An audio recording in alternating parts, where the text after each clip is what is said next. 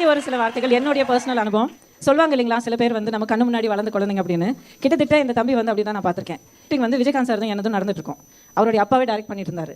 So அவங்களுடைய வீட்டில் நிறைய ஷூட்டிங் பண்ணுவோம்.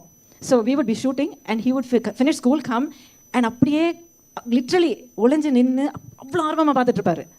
So even at that age cinema மேலே இருக்கிற அந்த பேஷன், சினிமா மேலே மட்டும் இல்லை, as a star, as a ஹீரோவாக நான் அப்படி நான் சக்சீட் ஆகணும், அந்த ஸ்டேஜை வந்து நான் அடையணும் அப்படிங்கிற ஒரு ஆர்வம் அந்த ஏஜ்லேயே எனக்கு தெரிஞ்சது.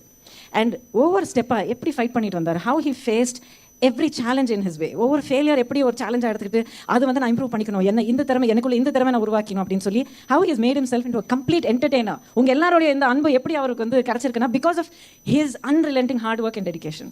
ஸோ அதே dedication and hard work and அந்த தன்னம்பிக்கை கண்டிப்பாக it will take him far and give him greater success even in politics.